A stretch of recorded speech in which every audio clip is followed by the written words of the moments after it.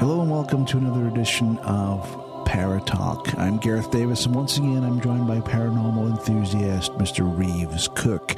This week we're talking about a very strange UFO encounter. This is called the Robert Taylor incident. Now, Reeves, this is a case that I remember from my childhood, seeing this on television, and I feel that this is truly a genuine encounter. I sense no fakery here at all. Tell us a little bit about this. Yeah, very bizarre incident that happened to Robert Taylor back in 1979. Myself, I remember seeing this on I think it was a news program back in 1979 when I was a little child, and it was the whole UFO thing, the whole UFO vibe going on. An individual, Robert Taylor, forester, that was his job. Now, his job in not just to go and cut down trees or anything like that.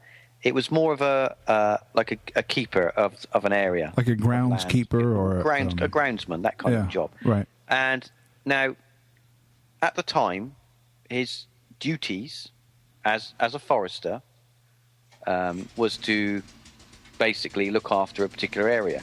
Now, before we go on and start to talk about his job and how he got into this strange encounter, just want to give people a little bit of background of where this happened. Now, it's up in Scotland. Now, if listeners remember, we talked about the Falkirk Triangle some time ago. Right. Now, this is in Livingstone, West Lothian. Now, I don't want to murder the name, but to me, it's Deachmont Woods. That was his kind of area where he worked. Just a normal day, he sets out with his dog.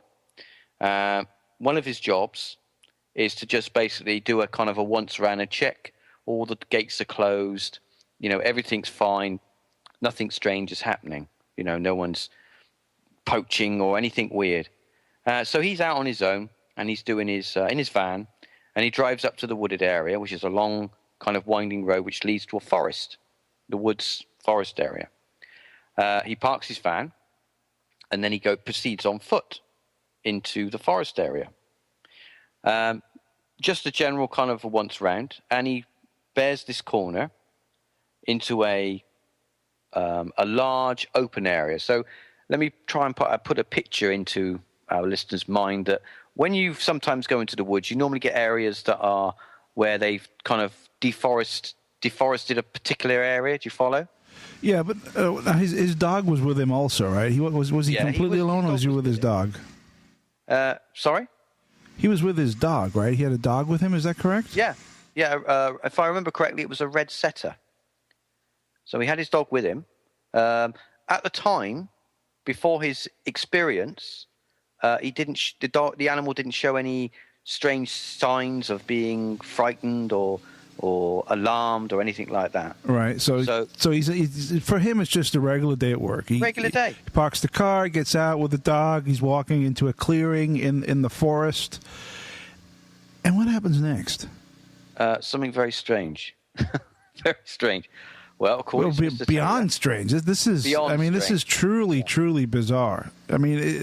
What Reeves is about to tell you, folks, is it's a real head scratcher. But this entire story reeks of authenticity. Now, so he's got his dog. He walks around the corner. I think his dog at that point decides to run off. He goes for a little scamper somewhere. Now, I'm not too sure if the animal was alarmed or it's just being a dog and running around like dogs do. But he rounds this corner into this deforested area, which is a big open area, obviously clear land. And before his eyes, he witnesses this hovering ball, this what to him looks like metallic ball. Now, to give our listeners an idea of what the size is, he recalls approximately it was around 18 to 20 feet in diameter and about 12 feet high. So a fair size. It wasn't.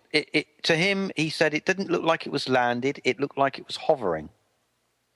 It was made of. The reason he says metallic is because he said that the outside of this dome-shaped football-style object with a brim around the middle.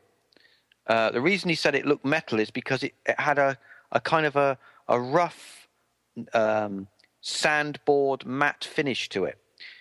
One of the interesting things that he did say, which in a lot of sightings, mainly recently, that other people have experienced strange things, he said that the craft seemed to change shape or to be shimmering, not quite solid. This is an interesting aspect of this case, which does tie into many other encounters, especially in the 1950s, which is like the golden age of UFO encounters. I remember, and this may be something that we should pursue in a future episode of Paratalk, where I remember George Adamski, the famous contactee. He had a film, an 8mm film from a cine camera of a classic UFO shape, the standard saucer shape, flying, and something very similar to what Robert Taylor was describing was happening. This thing was shimmering and changing shape in the video. No, I'm sorry. Not even a video. This was film, and looking at that film, and I don't know if you've seen this. I would assume you have. Yeah, I have. It's considering that it's film. It was the mid 1950s. Yeah. For this to be faked, while not impossible, would be extremely difficult. Mm. Yeah, certainly. Certainly, there's a lot of experiences out there that have individuals that have these strange experiences. That some say that especially when they come up to have a close encounter, shall we say, they note that sometimes, not always, but sometimes they either feel disorientated. Yes. Or that the craft is in some way not quite solid, but semi-translucent. Yeah, you get this a lot where people feel kind of out of it. Off. Yeah, and I know like that, was it mildly drunk? Yeah, the UFO researcher Jenny Randalls, she talks about this in a lot of her books, and she calls it the Oz factor. And she calls it the Oz factor, the OZ, from like Dorothy going to Oz. It's you feel kind of detached from regular physical reality. And you get that a lot.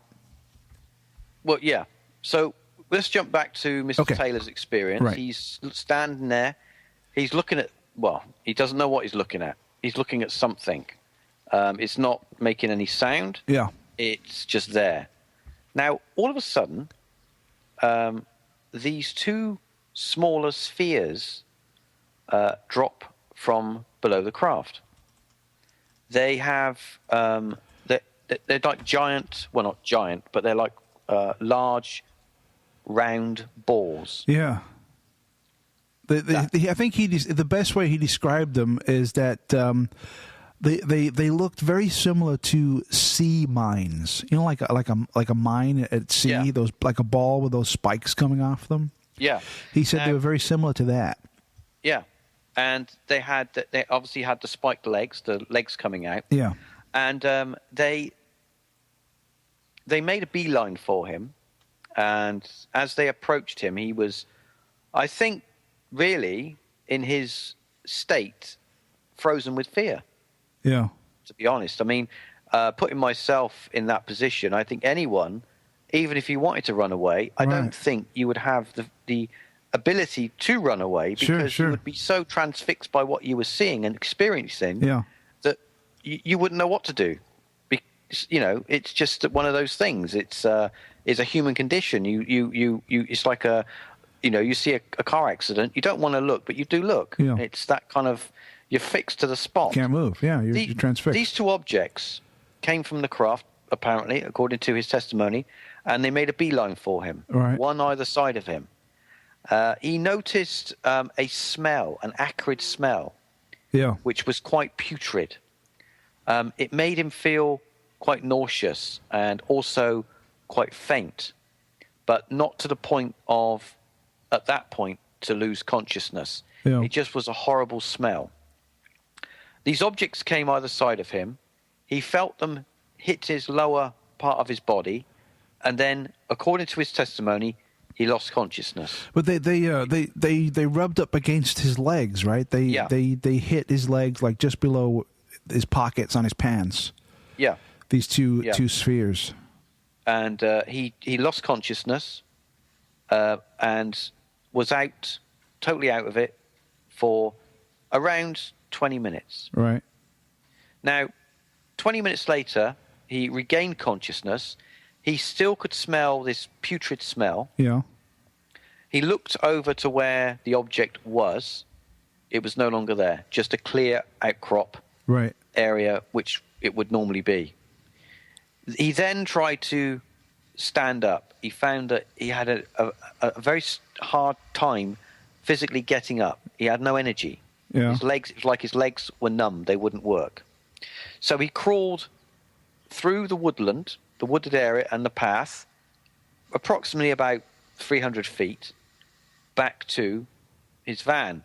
By this time, his dog was with him, and it was acting very strange. The dog was barking, running around. It seemed very distressed, but it stayed with him. It was by him, as he made his way back to his vehicle. He found it very difficult to. Once he did crawl back to his vehicle, he tried to stand, and he was able to stand up with the support, using the vehicle as support. He got into the vehicle, and tried to drive it, but unfortunately, he only didn't get very far and ended up driving it into a ditch. Okay, so he was still kind of out of it. He was still he wasn't 100%. Yeah. He couldn't get the vehicle out of the ditch because what had happened is one of the wheels had got stuck in like a mud hole. Okay. And he couldn't get the vehicle out. So his only option was to walk the mile back to his house to get some help. Yeah. He did have a two-way radio on him, which was a radio to his employer, the forestry employer, but he couldn't talk. He wasn't able to. So this thing messed him up then badly. He couldn't function correctly. It really did mess him up. He wasn't able to make any words. He tried to, but he could hear them asking what's what, but he couldn't say anything. Yeah. So he kind of staggered, a kind of a drunken walk a mile back to his house. Yeah. When he got home, he called, I think his employer called round, and also his wife had returned home. His employer asked him what had happened, and by this time he'd had a wash, he'd had a bath, he'd freshened up, he'd got his senses a little bit back. He explained what had happened. His wife had come home and said, she'd asked a doctor to come round, the family doctor. He came round and gave him a basic examination. Right. Quick once over. He gave him pardon? A quick once over, give him an examination. Yeah, a quick once over. He did find some oddities on him. He found that his trousers, it was only later when he'd returned home that he'd noticed his trousers had these strange tear marks. So they were torn by those below the hips. Those two spheres that came out towards him then. Yeah, so whatever it was that had come toward him had obviously tried to grab his material on his trousers, and underneath his trousers he was wearing these I think they call them long johns, but they're like thermal like trouser things. Yeah, I got you.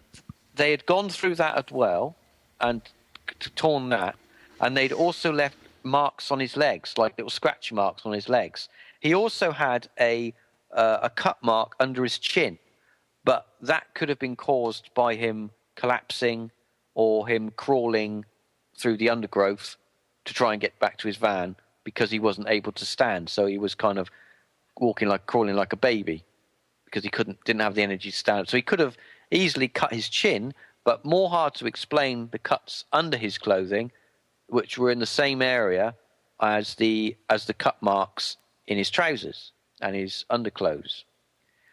The doctor examined him, said that, okay, well, we're going to make an appointment with you at the hospital for an X-ray just to make sure that you've got nothing going on to cause you to pass out, to have an hallucination, to have a fit, that kind of thing.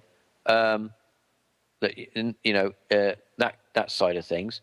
So he decided with his employer that he wanted to go back to the area to investigate what was going on. Let me just ask you this real quickly, though, Reeves, and I'm not 100% sure about this, but you might have an answer. Was there any missing time? In other words, from the time he passed out to the time he woke up, was it like just 20 minutes, or was several hours missing, or something like that? Not that I'm aware of. Apparently, according to the testimonies, he passed out they made a timeline of the events when they took place. Yeah. He was there about 9 o'clock in the morning. He did his route. He started to do his round through the woods and checking the fences and gates. It was soon at the beginning of his round that he allegedly encountered this object which assaulted him. He lost consciousness, woke up around sort of 10 o'clock-ish, it must have been, and then by the time he got home, it was just after 11 o'clock in the morning. So right. Let me just touch on something here, because I really want to get into the object itself, and then we'll talk about what happened when he goes back there. So I have his description here in front of me. I'd like to read it. He said that it was a large circular object, spheroid in shape, and approximately 20 feet, which is 6 meters in diameter, and hovering above the forest floor.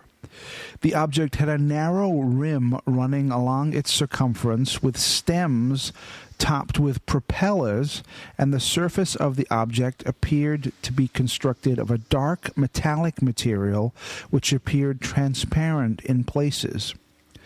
He later described that the surface of the object was having a texture similar to that of sandpaper, and suggested that by having transparent areas on the surface, the object was attempting to camouflage itself with its surroundings.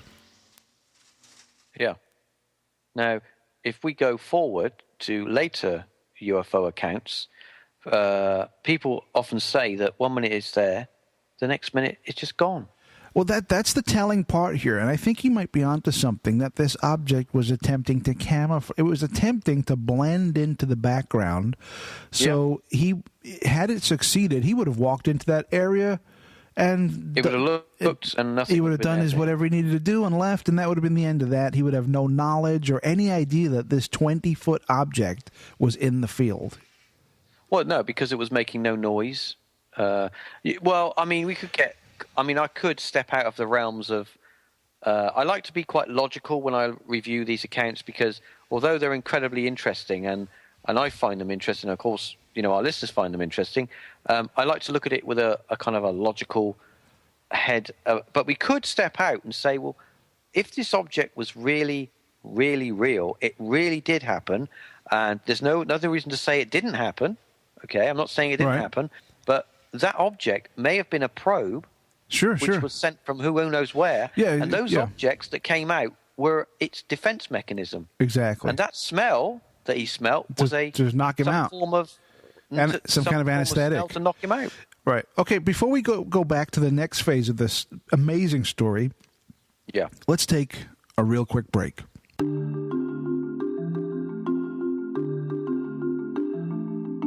Hi, everyone. This is Gareth from MindsetCentral.com. Just coming on really quickly to talk to you about subscribing or donating to Mindset Central. Right now, we average about 17 brand new podcasts a month on Mindset Central, and that's for free. So you get that content for free. It always has been free, and it will continue to be free. But just take a moment to imagine the time and the effort it takes to put all that together, plus also creating, building, sustaining the website and the server costs. We're constantly finding ourselves reaching the point that sometimes is the breaking point, and we're up against that old foe of time and money. we're hoping that with your help, we can break through this wall. Not only do we want to continue with Mindset Central, but we want to build upon it and create something very special on the internet.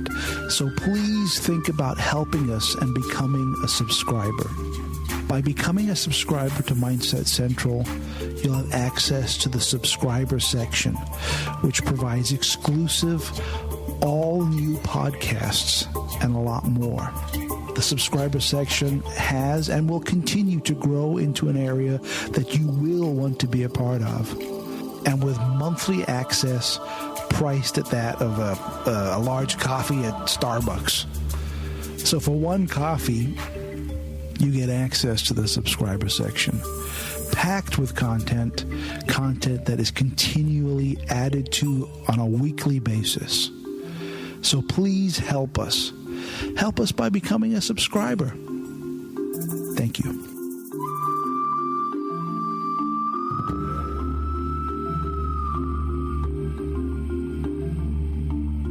You're listening to Paratalk. And we're back. Okay, Reeves. So when we left off, Robert Taylor got home. He was examined by the doctor. They found his pants were torn. There were strange marks on his body. But he wanted to go back to the area. So what happened next? Well, he made a trip back with his employer, and they thought, because obviously the employer wanted to know what was going on.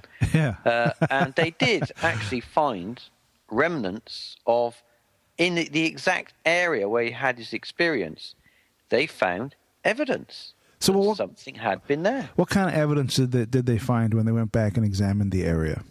When they went back to examine the area, they found what I can only describe as where the large object was sitting. They found these ladder track marks, like lines, which were in the ground. Pardon? In the ground, like lines in the ground? Embedded in the ground, okay. Yeah, like something had pushed down into the ground. There was like a grid mark, like side by side. Right. Now, these objects were about 2.5 meters in length. That's about just over 8 feet in length, each one.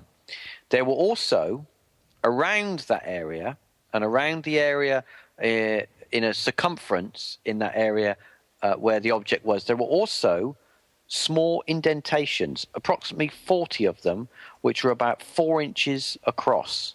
Now, he says, well, they conclude that these indentations are the indentations that were left by the rolling objects that came out of the craft. He says they rolled towards him. Right. And these were the impressions that were left from his him being attacked. Yeah. When they returned home, because obviously he now saw that there was something going on. The employer decided to get other foresters to fence the area off. So close it off from the public, so that the evidence wouldn't be disturbed. Exactly. So when he got home, his wife had already informed the police. The police came and they started to treat it as a real assault case, that he'd been assaulted. Okay. So they actually came in then and went to the area to investigate. Yeah. When they got there, they did a full investigation. They also took his trousers and his undergarments to be forensically examined. One interesting thing that the forensic scientists did find was the tears on the trousers. If you can imagine, if you caught some people with a skeptical viewpoint who want to have their opinion across and that is it, said that after he'd fallen from whatever, maybe an hallucination or an epileptic fit, that some people, after they have a fit, if it's a bad one, they can't speak and they don't have an ability to walk. Their body is totally drained. Right. Now, what they're suggesting is that he must have caught his trousers on some random twigs or branches, or like when he was out of it or something, he must have not knowing what brushed he was against doing. something. Yeah. Very unlikely. logically very unlikely because the tears either side are around the same place, and the tears are they're identical. They start from the bottom and they tear up to about 5 inches in length. Right. And both of the tears are about the same width as well. So that would tell me that whatever grabbed his trousers was either side was the same instrument. Yeah, because they were the tears were very similar and the same height. Very similar. By this time, it was a Friday when he was out. It was November the 9th, a Friday, that he had his encounter. By the Sunday, everybody knew. Everybody. Right. Word had got out locally. Yep. There were loads of people in the area trying to get, dig up bits of earth, get their souvenirs because it hit the papers. And if you remember, which I remember, it hit the British national news as well. Well, I remember as a kid seeing this guy being interviewed at the spot where it happened. I remember seeing him in the field, and the camera crew were there, and he was saying, I remember him pointing, saying, it was right over there, and I was standing here, and I came in, and I saw it, and the object was right there, and pointing, and the camera showing where this thing was in the field, and him talking about it. And then showing like an artist's illustration of the object and the two balls that came towards him and ripped his pants. Yeah. Well, obviously, the mainstream media got involved. The place was surrounded. So the police concluded they did their investigation. The person that was involved, they couldn't find any further evidence as to what could have assaulted him. There was obviously evidence on the ground. We'll get into that in a second on the debunker skeptical side of things. Okay. But that's all they could. Obviously, his trousers as well. Yeah. With the other evidence. Right. Obviously, they did a full profile on him. They asked people about him, his personality. Everyone that was interviewed said that he was a genuine, hardworking kind of guy. He liked a beer. He liked to smoke. He wasn't known for lying or making stuff up. And really, if you think about it, even if he did make this up, what did he gain from it? Absolutely nothing. Well, a picture in the paper. Right. Maybe 5 minutes on a television program. Yeah. I will say that this story, this account, has been in a lot of publications, like UFO publications. Oh no, absolutely! It's a very well known case. I mean, it's famous because it's the most famous case in Scottish UFO history. Yeah, to me it seems very, very real. It seems totally authentic. I mean, this guy, I don't think he's just an ordinary guy, right? He's not like he's not making money from this. He's not. I mean, he's dead now, unfortunately. But it was just one of those things that happened, and I think he was being honest. The way I look at it is like one of two things are going on here. He's either describing something that really honestly did happen in physical reality, and he's doing his best to describe a truly bizarre incident, or it was a kind of massive hallucination, and he imagined the entire thing. I don't think lying or deception even comes into this picture at all, not even close. Well, he did have his enemies. He did have a number of people that did their very utmost to discredit anything around this account, whether they were people that were employed by certain agencies to discredit him. Not that I know of. Robert Taylor never had any visits for any Men in Black or anything like that. Right. But there were a lot of people out there that tried their best to discredit him. Right. Some people said that it was he made it up for to get on the telly, to make some sort of money from it, which is ludicrous. Yeah. But the craziest one, okay, the craziest explanation that I've heard is the Doctor Who one? No. No. Okay. The craziest one that I've heard was from an actual UFO. He's a researcher. I'm trying to recall his name, but he's more of he likes to give his own spin on things, and he thinks that what Mr. Taylor experienced was a mirage of the planet Venus. Oh God! Which come on. had, under certain particular conditions, the Earth, the Earth's atmosphere, its upper atmosphere, because the sun lit it in a certain way. The upper atmosphere acted as a mirror lens, like a camera lens, and the planet Venus at the time was quite prominent in the sky, and the light shining from Venus hit on the Earth and shone down to that area, and what he saw before him was a shimmering mirage of the planet Venus. As soon as they bring Venus into it, dude, that's like swamp gas, you know. As soon as they say it's the planet Venus, you know that it's obvious bullshit. I understand, but they actually put this theory towards practicing astronomers, people who know a lot about space and how planets work and things like that. I mean, it is documented. There have been mirages in the sky. That has happened. It's very rare. It's very rare.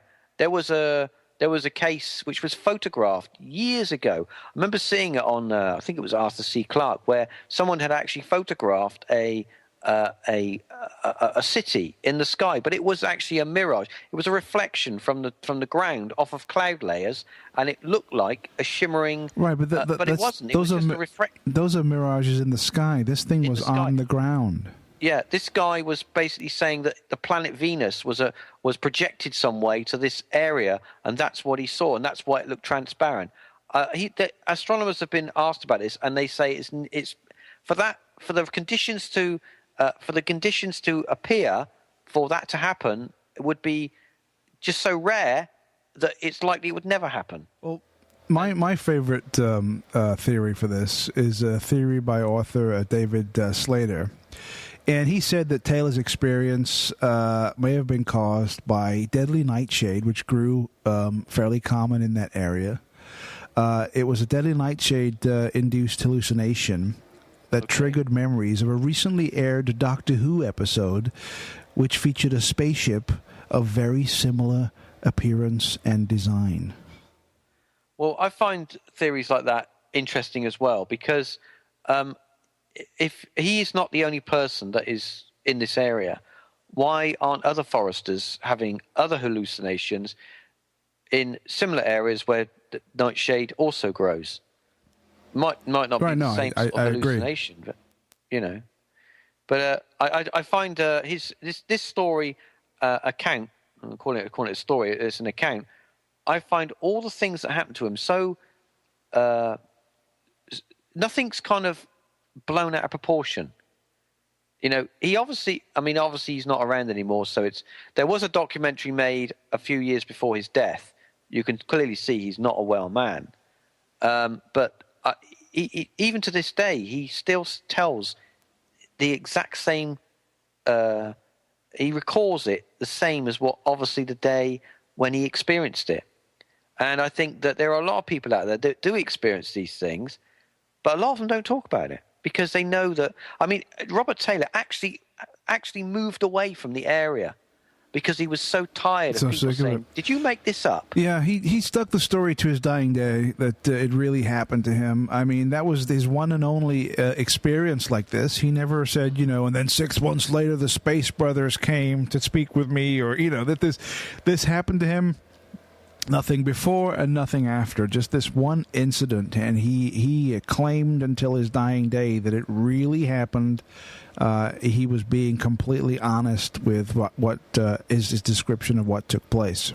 They did actually put a small plaque in the area to commemorate his experience in the forest, in the clearing, because the clearing's obviously still there. It's not as big as it used to be, but the clearing is still there.